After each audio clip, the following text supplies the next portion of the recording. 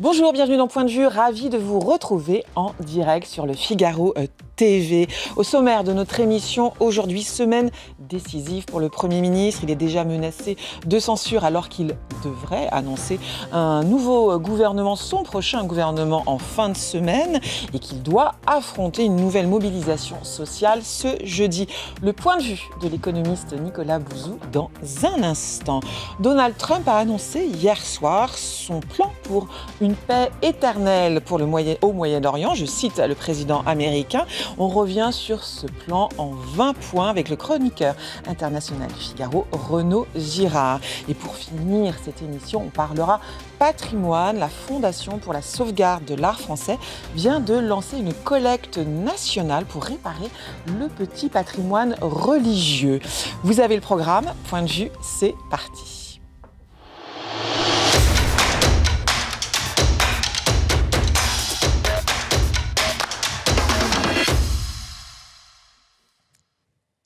Bonjour Nicolas Bouzou. Bonjour. Vous êtes économiste, essayiste, directeur du cabinet de conseil Asterès. Merci d'être en direct avec nous sur le plateau de Point de Vue. Je le disais, semaine décisive qui s'annonce pour le Premier ministre. Il devrait annoncer son nouveau gouvernement. Ça fait 3 semaines qu'il est nommé, ça fait 3 semaines qu'il est en train de discuter. L'idée, c'est de bâtir des accords. Est-ce que ça a servi ces discussions et ces rencontres? Déjà, il a raison de prendre son temps, parce que la situation politique est tellement impossible que de toute façon... Il faut mieux prendre son temps. Il vaut mieux prendre son temps, mais fondamentalement, il est dans une situation impossible, de toute façon, puisque je me mets à sa place. Sébastien Lecornu, c'est quelqu'un de rationnel, qui veut le meilleur pour son pays. Donc, d'un côté, c'est quand même très compliqué pour lui d'accéder aux demandes de la gauche qui, sur le plan économique, sont parfois délirantes, au mieux mauvaises, au pire délirantes, au mieux mauvaises, des augmentations d'impôts, au pire délirantes, la taxe Zuckman.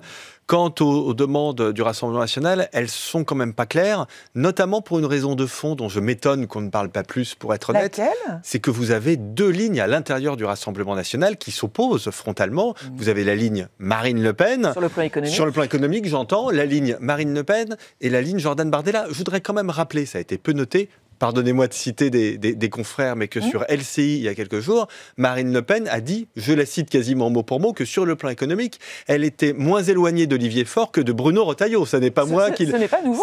Ce n'est pas nouveau, vous avez raison de le rappeler, alors que Jordan Bardella, lui, sur le plan économique, est plutôt libéral. Donc, mettez-vous à la place du Premier ministre, il est quand même dans une situation très compliquée. Mon idée, c'est qu'on aura un budget de toute façon pas bon, mais il faut bien en faire un. Voilà, donc il va falloir faire des concessions. Ces concessions, sans doute, ce sera malheureusement sous forme d'une augmentation d'impôts sur les très hauts revenus ou sur les très hauts patrimoines. Voilà, pour éviter que la gauche, enfin le Parti socialiste, parce que les insoumis vont censurer de toute façon, mais que le Parti socialiste le censure tout de suite. Oui, parce que là, les marges de manœuvre sont très étroites. Et il a fermé la porte aux socialistes, notamment avec cette interview donnée aux Parisiens vendredi et samedi dernier. Il a fermé la porte à notamment la taxe Zuckman et au retour de l'ISF. Heureusement, parce mais que... au grand étonnement quand même des socialistes. Oui, écoutez, ils s'étonnent qu'ils fassent un petit peu plus attention à ce qu'ils proposent. On pourrait d'ailleurs avoir des demandes des socialistes qui seraient, pour le coup, des demandes qui parfaitement peuvent s'entendre. Moi, je ne suis pas socialiste, mais enfin, il y a beaucoup de sujets sur les services publics, y compris même, pourquoi pas, on peut aller sur le terrain des aides aux entreprises, même si les chiffres qui ont été sortis dans la presse, les 210 milliards d'aides aux entreprises, tout ça n'est pas sérieux, mais en tout cas... Bon, il peut y avoir des sujets, si vous voulez, sur lesquels, en tant que socialiste, on peut être responsable et on peut aller. Mais, bon, la taxe Zuckman, j'y reviens pas, sauf si vous le souhaitez, mais c'est tellement délirant, absurde que... Voilà, des gens responsables ne devraient pas faire ce genre de propositions. Mais même le retour de l'ISF n'apportera de toute façon rien de bon à notre pays. Donc, c'est pour ça que je vous dis, moi...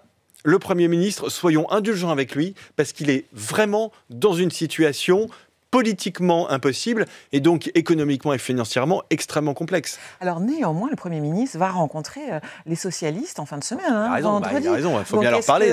Il pourrait y avoir un retour justement de l'ISF. C'est effectivement, vous soulignez une grande demande des socialistes. Il a besoin quand même peut-être des socialistes pour faire passer ce budget. Bon, après... le Premier ministre vient quand même de la droite, donc je pense qu'il essaiera de résister à cette demande de l'ISF. Tout ça n'est pas clair, parce qu'au fond, les socialistes demandent, et pas que les socialistes d'ailleurs, parce qu'une partie du socle commun maintenant, une partie du MoDem par exemple, demande aussi, je les cite, plus de justice fiscale. On va y venir, Honnêtement, je ne sais pas trop ce qu'ils entendent par plus de justice fiscale, dans la mesure où on est le pays qui redistribue le plus de tous les pays de l'OCDE. Vous prenez tous les pays développés, il n'y en a pas un dans lequel les impôts et le système social soient plus redistributifs que la France. Donc, si c'est aller encore plus loin dans cette direction, je vois pas trop l'intérêt. Je me demande même, moi, j'ose même poser une question un peu provocante. Laquelle ? Je me demande même si notre système n'est pas trop redistributif, en réalité, pour tout un tas de raisons. En tout cas, les socialistes et une partie du socle commun demandent plus de redistribution. Dans le pays le plus redistributif, je ne vois pas ce qu'ils vont nous trouver, si vous voulez. Donc j'ai peur qu'on fasse des bêtises et qu'on aille sur des sujets qui sont sympas du point de vue de l'opinion publique, la fiscalité des holdings, etc., mais pour lesquels il n'y a aucun contenu. Parce que vous voyez, ce qui me frappe, si vous m'autorisez, moi, c'est que quand même, dans le débat, ça fait 20 ans que je suis dans le débat public, je n'ai jamais entendu autant de fake news que ces dernières semaines. Et là, vous faites référence à la taxe Zuckman. Oui, mais de façon plus générale. Je vous en cite quelques-unes. Lesquelles ? J'entends dire, plus on est riche dans ce pays, moins on paye d'impôts. Fake news, c'est faux. J'entends dire, les milliardaires payent moins d'impôts que les classes moyennes, y compris en proportion de leurs revenus. C'est faux, je pourrais vous le démontrer par A plus B. C'est une fake news. J'entends dire, les entreprises sont les assistés de la République en France. Non mais ça va pas à la tête. Donc je n'ai jamais entendu autant de choses fausses que pendant cette période. Donc le Premier ministre, il doit faire des compromis. Sans doute, il va être obligé de faire des choses qui sont un peu néfastes du point de vue économique.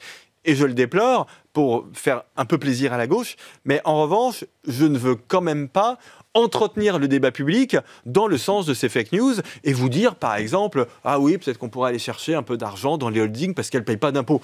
Les holdings, c'est le droit des sociétés, ce sont des sociétés, elles payent des impôts comme toutes les entreprises en France, c'est-à-dire qu'elles en payent beaucoup.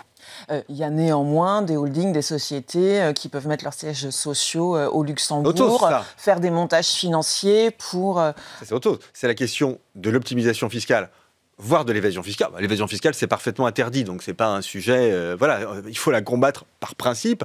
Quant à l'optimisation fiscale, c'est un sujet international qui est pris vraiment très au sérieux par l'OCDE, avec aujourd'hui des actions, les États-Unis y participent, qui visent à harmoniser tout un tas de bases fiscales. Donc ça, c'est déjà en cours, mais ce n'est pas un sujet pour le budget 2026. Hein. Alors, je reviens sur ce que vous disiez, vous avez entendu, vous parliez de fake news. Oui. Qui donne ces fake news? Alors, vous ciblez qui? Gabriel Zuckman, Thomas absolument, Piketty, oui, bien sûr, absolument. Des économistes comme vous? Oui, absolument. Passés par des écoles? Bien plus que moi, bien plus diplômé que moi. Mais enfin, ça, vous savez, moi, j'ai pas peur de m'opposer à des consensus d'économistes, fussent-ils agrégés, ça me fait absolument... Vous savez, on a connu ça avec Didier Raoult pendant la pandémie, donc les arguments d'autorité, ça va, quoi. On les a déjà entendus. Les arguments de diplômés, oui, ça m'impressionne pas du tout, d'autant plus que... Vous faites un parallèle avec Didier Raoult? Oui, complètement, oui. Oui, je pense même que le parallèle est bon. Oui, je pense que la taxe Zuckman, c'est un peu l'hydroxychloroquine, et il en restera la même chose. D'ailleurs, c'est en train de passer en réalité, parce que, au fond, tous les gens sérieux, de gauche ou pas, savent bien que prendre 2% du capital des actionnaires des entreprises qui ont le plus réussi dans notre pays par an, c'est une folie. Personne de sérieux ne peut considérer que c'est quelque chose qui est viable. Non, donc je les cible eux, je cible ceux qui ont repris la taxe Zuckman, donc notamment, alors je ne parle pas des insoumis, parce que pour moi, ils ne font même pas partie du champ républicain, mais même une partie du... Oui, je suis désolé, je vois votre... vous m'invitez, c'est pour dire des choses, j'imagine. Si vous voulez que je dise rien, voilà, donc si je viens, c'est pour dire ce que je pense. Mais une partie du Parti socialiste donc a repris ça. Et donc oui, ça, je persiste absolument à vous dire que ce sont des choses qui ne sont absolument pas, qui ne sont pas sérieuses et qui se feront pas. Taxe Zuckman, au passage, parfaitement, comme ça a été souvent dit d'ailleurs dans les colonnes du Figaro, est parfaitement inconstitutionnel. Néanmoins, ça a infusé. Oui, bien sûr, vous avez raison. Des impôts, des riches qui ne payent pas assez. C'est pour ça que je vous dis, je n'ai pas envie d'entretenir ça, parce que je pense que c'est complètement faux. Juste un dernier mot, si vous m'autorisez, sur ces économistes que je cible. Vous savez, la théorie, c'est très bien. Moi, j'aime beaucoup la théorie et l'analyse. Oui. Mais je pense que l'économie, c'est quand même aussi le domaine du réel. Et moi, je prête aussi beaucoup d'attention à ce que disent les dirigeants d'entreprise. Vous voyez, et les dirigeants d'entreprise sur la taxe Zuckman, ils sont tous d'accord pour dire que c'est une folie, y compris d'ailleurs dans les colonnes du Figaro, mais pas que. Et grande entreprise, Bernard Arnault, des dirigeants d'entreprises qui ont eu des responsabilités syndicales importantes, comme Pierre Gattaz, des gens qui sont dans des secteurs très innovants, comme Éric Larchevêque, voilà. Mais je trouve que les entreprises, au fond, on les a entendues assez tard dans cette affaire. Oui, trop tard, absolument. Moi, je me fais parfois la réflexion avec quelques amis du débat public, on se sent parfois un peu seul, quand même, pour aller débusquer les fake news des uns et des autres. Le manque de courage, peut-être. Manque de courage, tout simplement. Oui, peut-être, la peur. Alors, mais maintenant, ils y sont. Hein. Ils y sont, enfin, ils organisent là, le 13 octobre prochain un grand événement, hein, c'est à l'Accor Arena, ce sera l'après-midi, on entend parler de 13 000, c'est ça, patrons qui seront sur place avec un message de ce qu'on sait aujourd'hui, mais demain, j'aurai un porte-parole du MEDEF qui va nous en dire un peu plus. Vous comprenez, vous, cette mobilisation des patrons Vous vous dites enfin, peut-être ? Oui, mais surtout, je voudrais qu'ils soient plus présents en matière de pédagogie pour aller expliquer sur les chaînes d'infos en continu, dans le service public, dans la presse écrite, à la radio. Comment fonctionne réellement l'entreprise, c'est ça ? Exactement, le réel, exactement. Parce qu'au fond, ce qui a été fascinant quand même dans cette période de la taxe Zuckman, c'est de voir, alors là, vous allez encore hausser les yeux, hein, non, pas mais l'illettrisme de certains. L'illettrisme. Pardonnez-moi de parler de personne, mais quand vous voyez le président de la commission des finances, Éric Coquerel, s'exprimer sur la taxe Zuckman, et rappelez-nous ce qu'il a dit. Apparemment, il ne sait pas, donc il était interrogé chez vos confrères de BFM Business par Edwige Chevrillon, avec des questions extrêmement simples sur la taxe Zuckman. Que va faire une entreprise comme Mistral, qui perd beaucoup d'argent, avec des fondateurs actionnaires qui, sans doute, ont des bons salaires, mais qui ne leur permettent pas, bien évidemment, de payer la taxe Zuckman. Comment vont-ils s'en acquitter ? Bon, et là, on voit bien qu'ils ne comprenaient pas la question. Mais quand vous avez Gabriel Zuckman lui-même qui dit « mais au fond, pas de problème, cet argent, cette taxe pourrait être payée en nature ». C'est-à-dire que ces entreprises, enfin ces actionnaires, ces propriétaires d'entreprises, pourront payer la taxe en transférant des actions à l'État. Alors déjà, concrètement, bien souvent, c'est pas possible, pour des raisons légales, pour des raisons contractuelles. Ce sont des entreprises qui ont un capital qui est illiquide, donc c'est très difficile d'évaluer ces parts, de les transférer à l'État. Qu'est-ce que l'État va en faire ? Non mais expliquez-moi ce que l'État va faire avec des actions Mistral. Donc tout ceci, en fait, je vous le dis comme je le pense, mais montre un problème de compétence. Pas simplement d'idéologie, mais de compétences. Et de culture économique. Et de culture économique concrète. C'est pour ça que j'aimerais entendre davantage les chefs d'entreprise. Quand on vous dit l'impôt, on peut le payer en nature, il suffit de transférer des actions. J'entendais aussi les mêmes expliquer que finalement, peut-être, ces actions pourraient être transférées aux salariés des entreprises aux questions. Donc vous allez demander aux salariés de Mistral de se ruiner pour acheter des actions Mistral qui peut-être demain ne vaudront plus rien. Mais ça ne va pas. Ça n'a pas de sens. Non, mais il y a un moment, je veux dire, où quand même, faut qu'on revienne un peu sur terre avec ces affaires-là. La justice sociale, c'est aussi le mot d'ordre de la mobilisation d'intersyndicale prochain.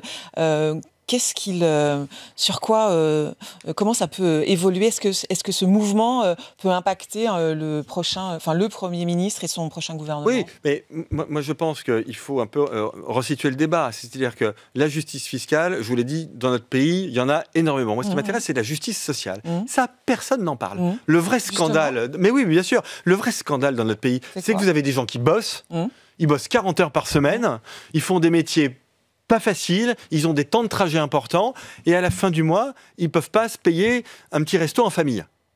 Ou ils n'ont pas les moyens de partir une semaine en vacances. C'est le thème du travail qui ne paye pas assez. Exactement. Et là, en France, là, nous avons un vrai scandale de justice sociale. Parce que vous ne pouvez pas dire, ce qui est mon discours, il faut travailler plus, il faut partir en retraite plus tard. Et les gens, au fond, ils bossent comme des malades, ils travaillent et ils ne peuvent pas se payer un petit plaisir en famille à la fin du mois. Alors comment... Ça, c'est pas possible. Et là, vous avez plein de sujets à voir avec les partenaires sociaux. Vous avez le sujet de l'intéressement, vous avez le sujet de la participation, vous avez le sujet de ce qu'on appelait les primes Macron, la défiscalisation des primes, des heures supplémentaires, ce qu'avait fait Nicolas Sarkozy quand il était président de la République, qui était une excellente mesure.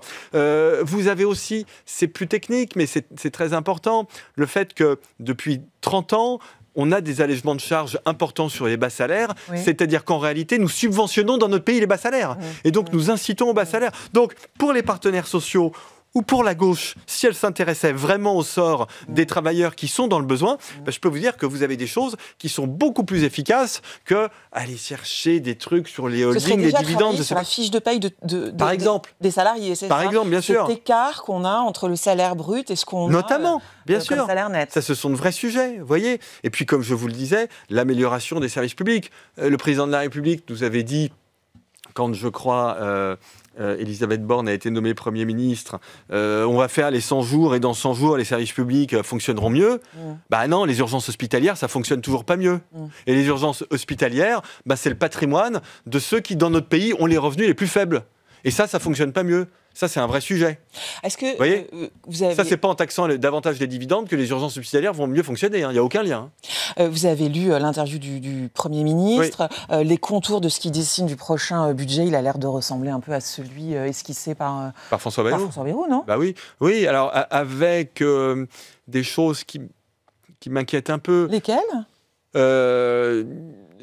Remettre de l'argent sur les retraites, si vous voulez. Alors 6 milliards, voilà. Je crois comprendre, même si le Premier ministre n'était pas clair, il avait raison de ne pas être clair d'ailleurs, parce que c'est aux parlementaires de travailler. Bon, là, je crois comprendre que ce sera pour des sujets de pénibilité, des choses comme ça, qui est un bon sujet, le sujet de la pénibilité. Remettre 6 milliards d'euros, c'est quand même beaucoup. Je voudrais quand même rappeler qu'on cherche à économiser de l'argent. On ne cherche pas à en dépenser plus. Dépenser plus d'argent, tout le monde sait faire. Mais on cherche plutôt à en économiser. Alors, sur d'autres sujets, il veut en économiser, notamment sur le train de vie d'État, je sais pas ce que ça veut dire. C'était trop flou. Train de vie d'État, je ne sais pas ce que ça veut dire très concrètement. Si l'idée c'est de dire on va faire des coupes sombres dans les budgets de l'État, on le fait déjà. Et en fait, l'État est pas très riche. Si vous voulez, et moi c'est mon souhait, réduire les dépenses de l'État, il faut se dire, mais est-ce qu'il y a des choses qu'on arrête de faire? Est-ce qu'on revient? Moi, je suis très favorable sur le statut des fonctionnaires. Vous voyez, tout ça, c'est des vrais sujets. Est-ce qu'on diminue le nombre de fonctionnaires? Moi, j'y suis favorable. Mais réduire le train de vie de l'État, si c'est un peu le fantasme des petits fours, je peux vous dire que quand vous fréquentez les ministères, vous savez que vous mangez pas bien. Non, mais c'est vrai. C'est pas là où il y a de l'argent. Ah non, ça je vous confirme, c'est pas là où il y a de l'argent. Et dans les préfectures, encore moins. Il n'y a plus d'argent. Vous voyez? Donc, voilà, je demande un peu d'éclaircissement. Mais en même temps, je ne jette pas la pierre au Premier ministre. Comme je vous le disais, il est dans une situation impossible. Et sa stratégie qui consiste à être assez floue pour responsabiliser les parlementaires et pour leur dire emparez-vous des sujets, c'est une méthode. C'est ce qu'il a de mieux à faire. Merci Nicolas Bouzou d'être avec grand plaisir, toujours. nous donner votre point de vue. On vous lit chaque semaine dans l'Express, justement la tribune consacrée à laquelle vous consacrez votre sujet. C'est sur l'illettrisme économique. Vous venez d'en parler. Et puis on vous lit également votre dernier livre. C'est La civilisation de la peur aux éditions Exo, qui est toujours disponible en librairie. Merci d'avoir été avec nous. Que faut-il retenir du plan de paix proposé hier soir par Donald Trump pour Gaza et approuvé par le Premier ministre israélien? Est-il réaliste? On y revient dans un instant avec le chroniqueur international du Figaro, Renaud Girard. I also want to thank Prime Minister Netanyahu for agreeing to the plan and for trusting that if we work together we can bring an end to the death and destruction that we've seen for so many years, decades, even centuries, and begin a new chapter of security, peace, and prosperity for the entire region. I support your plan to end the war in Gaza, which achieves our war aims. It will bring back to Israel all our hostages, dismantle Hamas's military capabilities, end its political rule, and ensure that Gaza never again poses a threat to Israel. Bonjour Renaud Girard. Bonjour. Merci d'être en direct avec nous. Vous êtes chroniqueur international au Figaro et on vous lit chaque mardi sur le site et dans les pages du Figaro. Hier soir, le président américain a annoncé son plan de paix pour Gaza, 20 points. Dans un premier temps, qu'est-ce qu'il y a dans ce plan et que faut-il retenir, Renaud Girard? Bien, c'est un plan très avancé. C'est un plan qui protège les Palestiniens, qui maintient leurs droits Et donc, c'est pas un plan qui va dans le sens des ministres, des deux ministres d'extrême droite du gouvernement Netanyahou. Les Palestiniens ne vont pas être expulsés de Gaza. C'est la première chose que vous retenez. Oui, la Cisjordanie ne va pas être annexée par Israël. Donc, en fait, les États-Unis reviennent dans le cadre du droit international et des différentes résolutions du Conseil de sécurité de l'ONU sur la question israélo-palestinienne, la plus célèbre étant la 242. Ce que je retiens aussi, c'est l'amnistie. Ça, c'est une idée assez forte, je trouve, de ce plan de Trump, c'est-à-dire l'amnistie du Hamas, parce que vous ne pouvez pas, en fait, faire vraiment la paix sans amnistie. Il faut une amnistie générale, parce que sinon, les rancunes, voilà, il faut arrêter à un moment, même la vendetta judiciaire, sinon, vous n'aurez jamais de paix. Si vous dites, par exemple, à Vladimir Poutine, on vous laissera jamais tranquille, même si vous signez la paix avec l'Ukraine, on vous poursuivra toujours, il ne va pas la signer, vous voyez ce que je veux dire. Et donc je pense que l'amnistie est nécessaire, l'amnistie générale. Comme nous avons eu une amnistie, nous, que le général de Gaulle a prononcée. À la fin de la Seconde Guerre mondiale. Pour surtout en Algérie. Oui. Voilà, l'Algérie, une amnistie partielle en 65 et en 66 et une amnistie générale en 68. Donc tous les faits ont été amnistiés et c'est une bonne chose, parce que sinon la guerre, il faut l'enterrer à un moment. Et sinon, vous avez des haines recuites, vous avez... Il vous semble réaliste le plan là proposé par le président américain? Alors moi, il semble réaliste parce que c'est vraiment quelque chose d'assez favorable pour les Palestiniens, d'autant plus que les États arabes riches l'ont accepté, donc seront prêts à participer à la reconstruction, parce qu'il s'agit bien de reconstruire Gaza, mais avec les habitants et pour les habitants de Gaza. Donc ça, c'est une bonne perspective. Toute la question, évidemment, aujourd'hui, est de savoir si le Hamas fera un choix en fonction de l'intérêt de sa population, c'est-à-dire de la population palestinienne, c'est-à-dire des plus de 2 millions de personnes qui vivent là, ou est-ce qu'il fera un choix idéologique pour nourrir son fanatisme religieux? On attend effectivement la réponse du Hamas. Quelle est votre théorie, vous, sur la réponse? Pourquoi le Hamas renoncerait?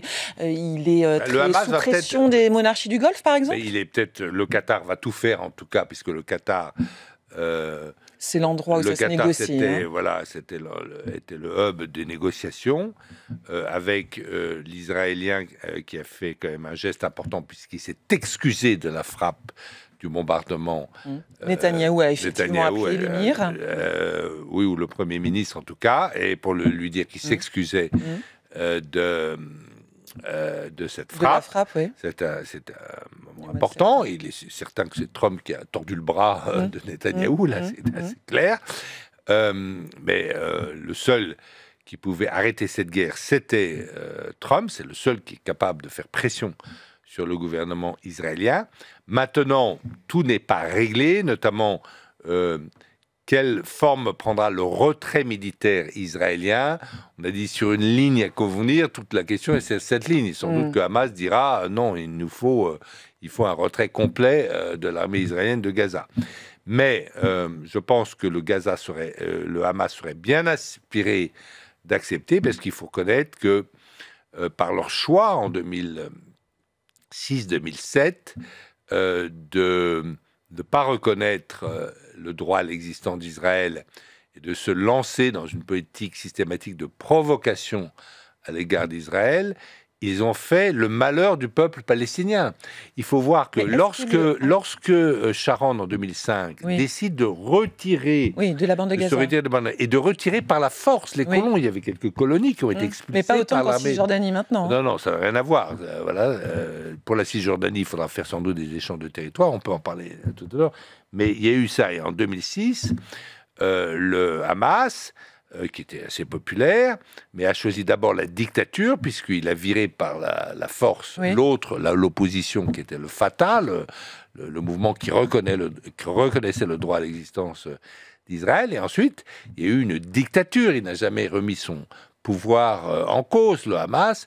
Et donc moi, j'étais souvent, et j'étais en 2014, pendant la guerre, pendant les bombardements israéliens au Hamas, et ben je voyais ces pauvres, je me souviens d'avoir pris un café avec deux pauvres jeunes femmes de Gaza, qui me disaient, notre maison a été détruite par les Israéliens, et le Hamas nous emmerde tous les jours, on n'a pas le droit de fumer de la chicha tranquillement, parce que c'est un mouvement de frères musulmans fanatiques. Donc il y a un moment où on espère que le Hamas pourra prendre en considération le bonheur de son peuple et le bonheur de son peuple. Vous y croyez à ça? Parce que le Hamas, son ADN, c'est alors ça dépend. Moi, j'ai connu. Il y a leader du Hamas et leader du Hamas. Sinwar était jusqu'au boutiste, celui qui a lancé l'attaque du 7 octobre. 7 octobre, mais il n'avait pas consulté les autres membres du Hamas. Moi, j'ai interviewé, d'ailleurs, pour le Figaro, c'était en 2008, et j'ai passé une journée avec lui. Khaled Meshal, qui était le directeur politique du Hamas, qui était un homme qui était assez rationnel et relativement raisonnable. Bon. Il y a encore des interlocuteurs raisonnables? Oui, je pense qu'il peut y avoir des interlocuteurs raisonnables qui se sont aperçus du mal qu'avait fait cette provocation au peuple palestinien, et qui pensent qu'à un moment ou un autre, il faut quand même rendre des comptes. Ils n'ont pas rendu des comptes depuis 2007, depuis qu'ils ont pris le pouvoir par la force. Donc à un moment, il faut rendre des comptes. Et cette amnistie, s'ils veulent continuer à militer, ils peuvent toujours partir pour l'Algérie, puisque l'Algérie les accepterait. Les accueillerait, oui. Voilà, les accueillerait, ou bien profiter de l'amnistie et faire autre chose. Et participer à la reconstruction. Mais il est évident que le Hamas, ce mouvement de frères musulmans fanatiques, ne peut pas gouverner Gaza. Et on comprend très bien d'ailleurs que les Israéliens ne le veulent pas, parce que les Israéliens ne peuvent pas prendre le risque qu'il y ait un deuxième 7 octobre, un deuxième pogrom.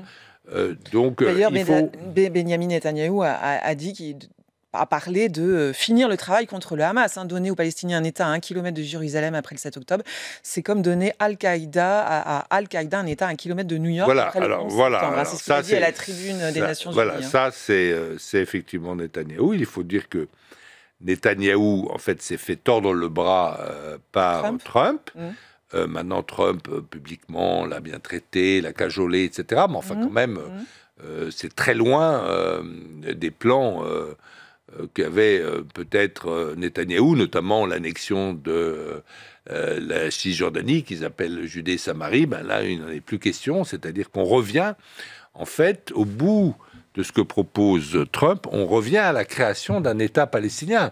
Or, mais d'un État palestinien avec une garantie, effectivement, que cet État palestinien ne pourra plus jamais attaquer Israël. Ça, voilà. Vous parliez, Renaud, de la pression faite par Trump sur Netanyahou. Netanyahou, que pense son opinion publique?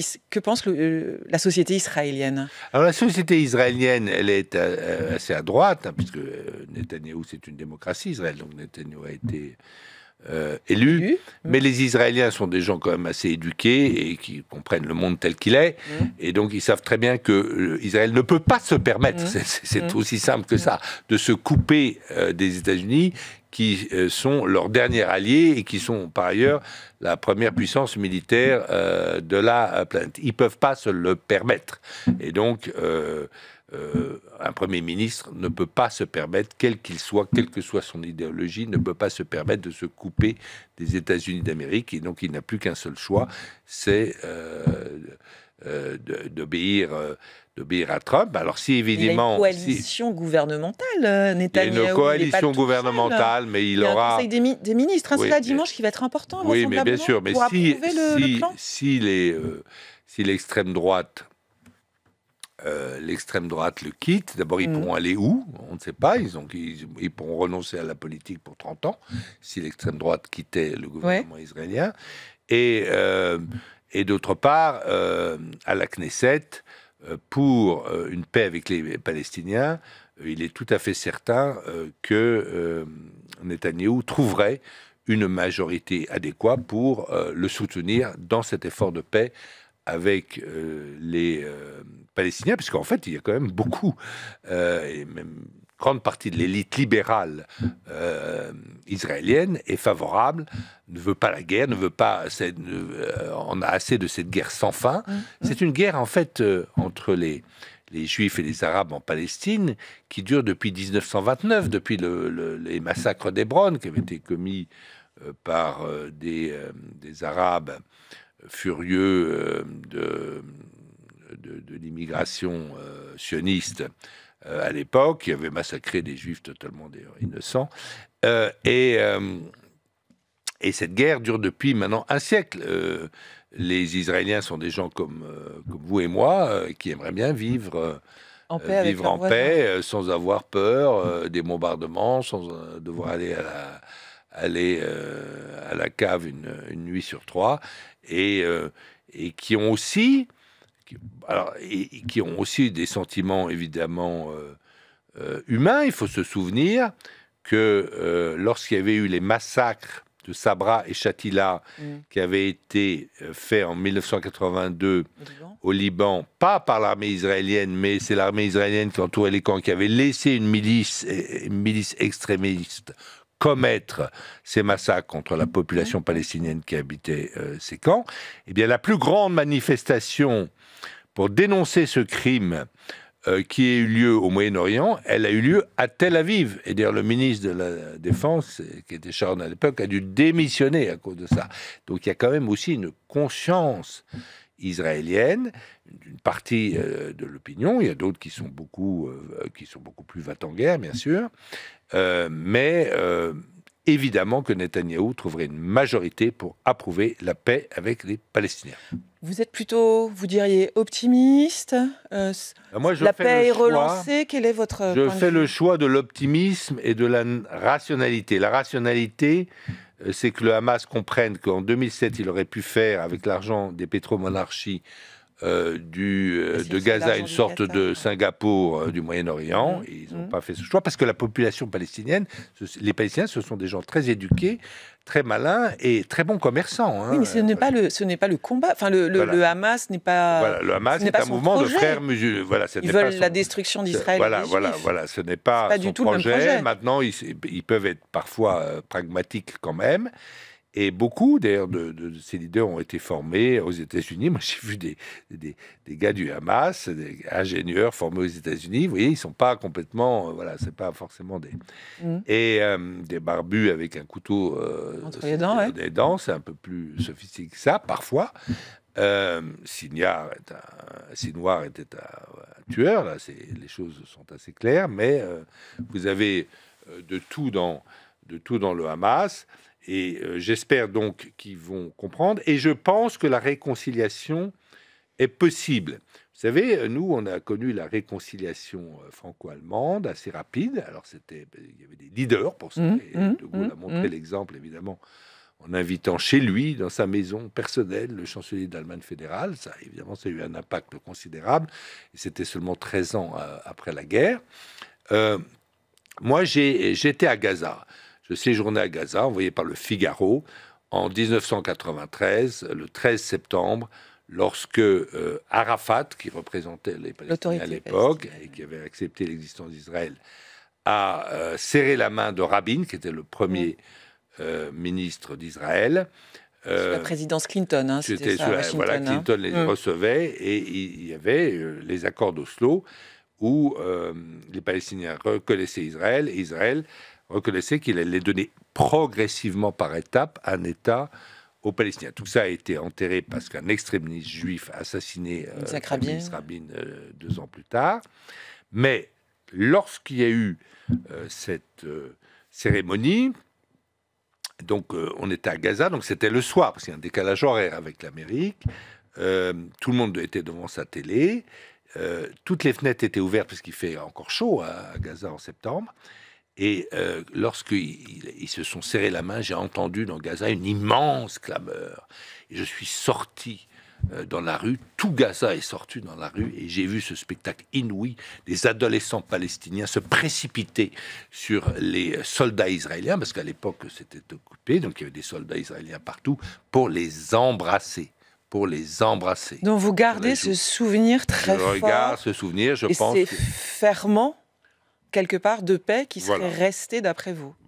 Voilà, je pense aujourd'hui. Mais il y a effectivement un jour où il faut arrêter le cycle de la haine et de la vengeance. C'est quelque chose que Trump a compris, je crois. Arrivera-t-il, grâce à l'aide du Qatar d'ailleurs, à faire accepter ce plan par le Hamas? C'est ce qu'on va guetter là toute la journée. Et là, effectivement, le Qatar et l'Arabie Saoudite, mais surtout le Qatar, va avoir un rôle extrêmement important à jouer. Merci Renaud Girard d'être venu sur le plateau de Point de Vue. On vous lit dans les pages du Figaro et sur le site. Aujourd'hui, votre chronique est consacrée à Vladimir Poutine, le recul de Poutine aux confins de son empire. Merci d'avoir été en direct avec nous. Merci. Que serait la France sans ces charmantes petites églises qui peuplent nos campagnes? Malheureusement, beaucoup de ces édifices sont en péril.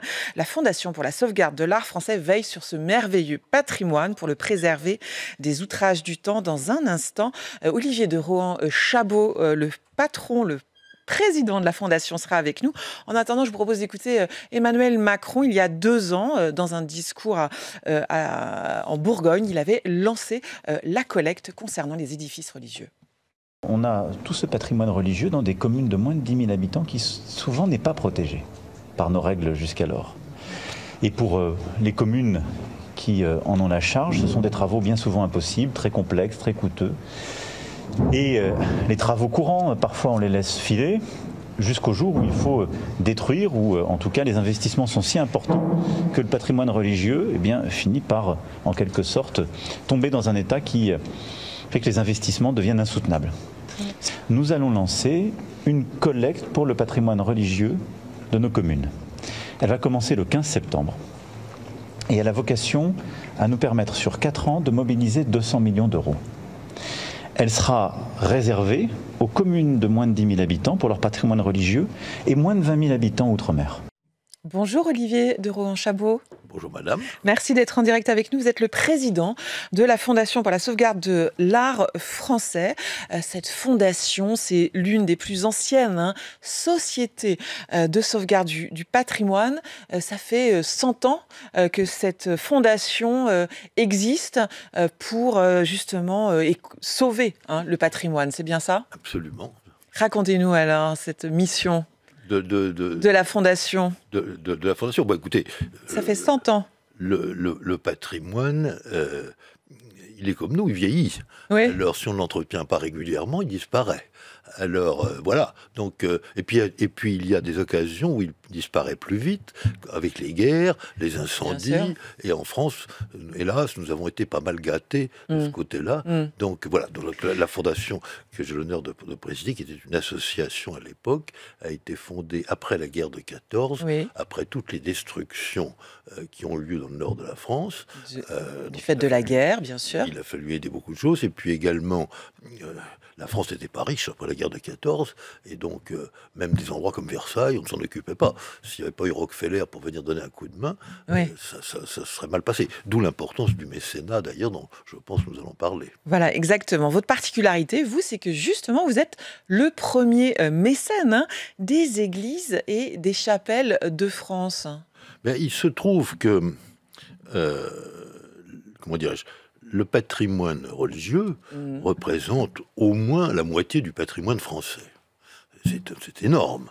Je veux dire que si vous vidiez, même, pas seulement du patrimoine français, si vous vidiez les œuvres religieuses, le musée du Louvre, ça créerait des vides considérables. Beaucoup de salles vides. Eh bien, c'est la même chose pour nos villages. S'il n'y avait plus nos églises et ce qu'elles contiennent, ce serait vraiment le plus grand musée de France qui disparaîtrait, en fait. On a un recensement précis de combien il existe d'églises et de chapelles dans nos campagnes françaises? Eh bien, Non. Ça n'existe pas. Ce recensement Ça n'existe pas pour une raison assez facile à comprendre. Parce que vous avez un patrimoine en France qui est classé ou inscrit, c'est-à-dire qui est connu du ministère de la Culture. Ça, celui-là, il est enregistré. Et puis tout le reste, ce qu'on appelle le patrimoine vernaculaire, populaire, eh bien, il n'est pas connu. Je dirais même, il n'est pas connu de l'État. À la limite, il n'existe pas pour l'État. Et c'est là où il y a une véritable révolution avec le discours d'Emmanuel Macron que vous signaliez tout à l'heure. C'est que je crois que pour la première fois, j'entends dire que ce problème est un problème qui concerne l'État. Et pour une raison simple, c'est que c'est la principale charge patrimoniale de nos 35 000 communes de France. C'est ce qui pèse le plus lourd pour elles. Et donc, elles ne peuvent pas s'en tirer toutes seules. Elles ne s'en tireront jamais toutes seules. Ce sont effectivement les mairies qui sont responsables de Propriétaires. Propriétaires. Donc responsables. Propriétaires, donc responsables. Il y a une obligation pour les mairies de faire des travaux ou pas? Vous savez, comment dirais-je, les hommes politiques, et un maire en est un, pensent ce que pensent leurs électeurs. Donc, si leurs électeurs n'ont pas envie qu'on dépense leurs sous, on ne les dépensera pas. Si les électeurs n'ont pas envie qu'on dépense de l'argent pour l'entretien d'une chapelle, d'une église, ils ne le font pas. Et pour tout le reste, pareil d'ailleurs. Les choix sont ceux des électeurs. Donc, tout le problème, c'est de donner aux Français le goût de défendre leur patrimoine. C'est ce que vous souhaitez faire, c'est ça, avec ce plan, cette collecte. Racontez-nous alors. Je pense que l'idée de la collecte, elle est là d'abord. Elle est d'abord dans l'idée d'essayer de montrer aux Français qu'ils sont propriétaires. C'est à eux. C'est leur patrimoine. C'est leur culture. Et ils ne le conserveront que s'ils en ont envie. Et s'ils n'en ont pas envie, c'est très grave parce que c'est vraiment une rupture de civilisation. Ça, c'est encore autre chose. Mais fondamentalement, les Français sont propriétaires. S'ils le veulent, ils le peuvent. Et s'ils ne veulent pas, ils ne le peuvent pas. Alors, il se trouve qu'en l'occurrence, le gouvernement nous a donné la possibilité d'accorder 75% de réduction fiscale pour des dons, à concurrence de 1 000 euros, pour des dons en faveur de la réfection d'églises rurales. Donc nous voudrions, à cette occasion-là, attirer l'attention des Français sur le sujet et leur dire, écoutez, aidez-nous. Aidez-nous. Donc ça, c'est ce plan de collecte qui a été lancé à l'occasion des Journées du patrimoine. Concrètement, ça signifie... comment ça se passe? Comment ça se déroule, ce plan? C'est sur les 13 régions, c'est ça? On signale 3 sites religieux qu'on souhaiterait voir rénover, c'est bien ça? Non, nous avons commencé par demander aux maires, ils ont jusqu'au 12 octobre pour nous présenter des dossiers. Donc je souhaite qu'il y ait le plus grand nombre de maires possible ayant un problème qui le signalent. D'abord, ça passe par les maires qui sont propriétaires, donc ils ont des projets de restauration, et ils ont tous la plus grande difficulté à boucler leur budget. Donc je serais heureux si tous ceux qui ont des difficultés les signalaient, ça permettrait de les faire connaître aux Français. Parce que je crois que nous ne sommes pas tous conscients des souffrances des maires avec leur patrimoine. Ils l'aiment et ils ne savent pas comment s'en sortir. Et donc déjà, s'ils ont le sentiment que les efforts qu'ils font sont reconnus par la population, ils les feront beaucoup plus volontiers. Donc jusqu'au 12 octobre, les maires peuvent se signaler. Et puis alors après cela, nous allons sélectionner 3 églises par région, parce qu'elles sont toutes passionnantes et intéressantes. C'est vous, la fondation, qui allez avec un jury, c'est ça? Absolument. On sélectionnait 3 églises, et puis alors là, nous mettrons au vote de tous les Français celles qu'ils souhaiteraient que nous aidions en priorité. 3 églises par région. 3 églises sélectionnées par région. Sur les 13 régions françaises. Et une seule choisie par l'ensemble de la population. C'est l'occasion à la fois de montrer 3 églises qui ont de l'intérêt et une qui plaît davantage aux gens. On verra pourquoi. À quelle date les Français pourront justement choisir ils pourront voter, leur église préférée? Je vote pour être sûr de ne pas dire de bêtises, du 23 octobre au 16 novembre. 23 octobre au 16 novembre. Ils le feront de quelle façon? En allant sur votre site, c'est ça? Sur le site internet nous faisons ça déjà pour des objets religieux, où on met avec un nom mécène qui s'appelle le groupe Alliance, on peut le citer, qui demande à ses employés de sélectionner 3 œuvres d'art par région qui ont vraiment besoin d'être sauvées. Et on a fait ça depuis 3 ans. La première année, nous avons eu 30 000 votants, la deuxième 60 000 et la troisième 100 000. Alors j'espère que c'est une belle progression. Alors. Oui, mais non, mais ça, vous savez, ça, les Français aiment bien leur patrimoine. Oui, ils sont attachés, vous sentez quand même oui, cet attachement à toutes ces petites églises qui ne sont pas forcément, vous le disiez, labellisées monuments historiques. C'est une partie de leur culture, de leur identité, c'est ça? Oui, et surtout, comment dirais-je, sur place, et des gens dont on imaginerait, qui n'ont pas forcément fait de grandes études, etc., parce que c'est leur environnement de tous les jours. Donc ils le connaissent et ils l'aiment bien. Et donc, ils y sont attachés. Mais très. Et donc, si on leur demande, comment dirais-je, de manifester une préférence, c'est là qu'ils la manifesteront. Parce que beaucoup de ces personnes, si vous les amenez dans un musée, un grand musée au Louvre, ils sont un peu intimidés. Puis, ça traite de sujets qu'ils ne connaissent pas toujours. Alors, j'espère qu'un jour, ils les connaîtront après être allés à l'école. Mais pour commencer, ce qu'ils aiment, c'est ce qui est à côté d'eux, qu'ils connaissent et qu'ils ont toujours vu. Alors justement, on vous parliez de cet attachement des Français à leurs églises, à leurs chapelles. Il y a un sujet qui est que les églises sont de plus en plus la cible d'actes de vandalisme ou de malveillance. Vous l'observez, vous, j'imagine, à la Fondation. Ça vous inquiète? Écoutez, je crois que toute la France est de plus en plus soumise à des actes de violence que nous ne connaissions pas autrefois. Je pense que ça s'inscrit dans ce problème qui, dans ce contexte, en fait. Dans ce contexte qui dépasse tout à fait mes compétences. Là, je dois reconnaître, il vaut mieux demander au ministre de l'Intérieur ce qu'il en pense qu'à moi. Mais,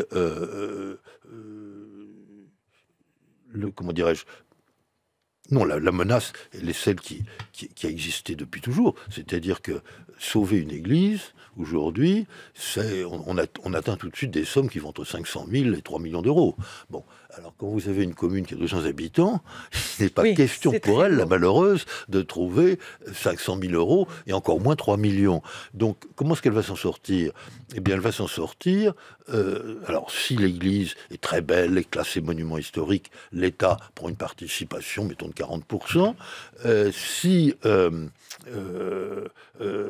En général, il y a des départements qui se donnent beaucoup de peine pour leur patrimoine, alors qu'ils vont mettre 30%, par exemple. Donc, si vous avez des 40% de l'État, 30%, ça fait 70%, il reste 30% à payer. Bon, dans d'autres cas, vous avez le ministère de l'Intérieur qui met de l'argent ou d'autres organismes. Mais, in fine, il reste, mettons, 20% à charge de la commune.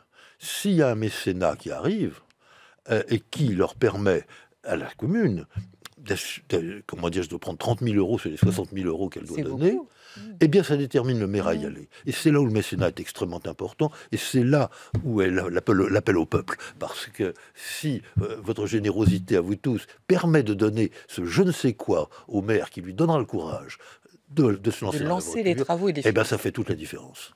Il y a des régions qui sont plus touchées que d'autres, justement.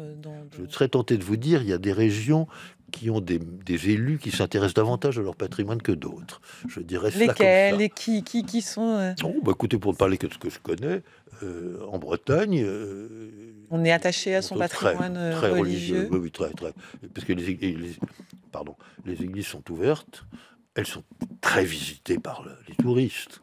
Donc, indépendamment du fait que les gens les aiment bien pour toutes sortes de raisons, ils savent très bien que c'est leur avenir qui se joue là. Vous voulez dire, oui, dans un sens touristique, en fait, oui. C'est ça. Donc, il y a un intérêt aussi de les protéger. C'est-à-dire que la moitié du charme de la Bretagne, ce sont ces clochers. Donc, notamment là. Et quelles sont les régions où les chapelles, les églises sont le plus en danger, vous diriez? Quel est l'état des lieux, là? Écoutez, c'est un peu partout. Je veux dire que... Et puis, ça me gênerait de désigner qui que ce soit. Oui. Non, c'est pas pour désigner des mauvais élèves, c'est pas du tout le but. Je veux dire que les gens le voient bien. Ouais. Ils se promènent, et s'ils voient une église qui est fermée, s'ils voient... ça se voit, la misère, hélas. Ouais. Mais c'est un sacré défi, Olivier de Ranchabot. C'est un défi politique. C'est un défi politique parce qu'il s'agit de la beauté de notre pays. est-ce que nous voulons vivre dans un beau pays? Je pense que tous les Français le veulent. Mais ça, c'est le rôle du gouvernement. Je veux dire que c'est un problème d'État. Et je pense que là, c'est ce qu'a souligné le président Macron pour la première fois. Alors vous dites un problème politique, mais dans un pays qui est très endetté et qui cherche des économies partout, hein? Ben oui, mais que voulez-vous, il y a des choix à faire. Hein. Peut-être qu'on ferait un rond-point de moins et une église de plus. C'est une suggestion que je pourrais faire. C'est une suggestion que vous faites, un rond-point de moins, une église en plus, ou une rénovation d'église voilà. en plus. Enfin, je ne cherche pas à priver la France de rond-point, mais quand on connaît le prix d'un rond-point, vous savez, on peut sauver beaucoup d'églises avec ça. Oui. Vous parliez tout à l'heure du jury qui va sélectionner les fameuses sites à rénover. Qui sont les gens qui vous entourent, justement? Qui est ce jury? Pour l'instant, nous sommes en train de le constituer pour ne rien vous cacher, mais je dois dire qu'on souhaite avoir des influenceurs. Moi, j'aimerais qu'il y ait le maximum, j'allais dire, de gens qui représentent tous les Français. C'est pas un problème de sachant, vous comprenez. Quand on fréquente le ministère de la Culture, il y a des gens qui savent mieux que d'autres. Oui. Donc, eux disent il faudrait privilégier telle ou telle église parce qu'elle a tel et tel avantage. C'est pas ça qui m'intéresse. Ce qui m'intéresse, c'est l'opinion de monsieur et madame tout le monde. J'ai l'impression que c'est le cœur, en fait, qui vous intéresse. Oui, absolument. Plus que la connaissance en art roman, en art gothique, non? C'est le cœur. Je crois que vous avez raison. C'est ça qui vous intéresse? Ça ne veut pas dire que j'aime pas l'art roman et l'art gothique. J'aime beaucoup. Mais effectivement, c'est ça. Vous êtes à la recherche des cœurs qui aiment les églises et les chapelles. Ce que vous faites quand vous voyagez avec votre voiture, vous vous arrêtez dans un village parce que vous le trouvez beau, vous allez sur la place du village, vous prenez un café ou même un déjeuner en regardant les maisons et l'église qui est là, qui est merveilleuse. Et comme vous dites, si elle est gothique ou romane avec un beau porche, ça vous donne envie d'y rentrer. Et quand vous avez la curiosité d'y rentrer, quelquefois vous faites des découvertes que vous ne soupçonniez pas. Figurez-vous que chaque année, on trouve dans des églises des œuvres d'art majeures dont on ignorait l'existence. Et même si elles ne sont pas majeures, qui n'aime pas voir l'ex-voto, qui est le bateau, parce que je parlais de la Bretagne tout à l'heure, quand j'étais enfant, j'étais fasciné par les maquettes de bateaux qui pendaient du ciel. Voilà. Oui, les fameuses maquettes dans les églises. Voilà. Donc vous constituez à l'heure actuelle votre jury, et donc vous êtes très ouvert à des profils de tout ordre, même des influenceurs, des influenceuses. Surtout des influenceurs et des influenceuses. Vous avez quelques noms en tête ou pas encore? Non, écoutez, même si je les avais, comme je ne les ai pas sollicités, je ne vous les dirais pas. Vous lancez un appel, genre influenceur, influenceuse? Absolument. Venez à notre rencontre, c'est ça? Absolument, absolument. Vous qui aimez ça, eh bien écoutez, voilà, dites-le. Dites-le et venez nous rejoindre. Vous nous aiderez. Pour choisir les fameux... À avoir des électeurs et à les guider même. Alors rappelez-nous les dates. Donc, alors, comment dirais-je, la campagne. La campagne, c'est ouverte pour solliciter des candidatures, si je veux dire, jusqu'au 12 octobre. Jusqu'au 12 octobre. Et puis après... Comme je vous le disais, c'est, voyez-vous, je deviens du 23 octobre au 16 novembre, que nous pourrons voter, tous. On pourra voter. Pour tout savoir, rendez-vous sur le site sauvegarde de l'artfrançais.fr. C'est bien ça? Bon. Merci d'avoir été en direct avec nous, Olivier de Rohan-Chabot. Merci beaucoup. Point de vue, c'est déjà fini. Merci de votre fidélité. J'aurai le plaisir de vous retrouver demain midi en direct. Même heure, même endroit. Soyez au rendez-vous. D'ici là, passez une bonne journée en compagnie du Figaro.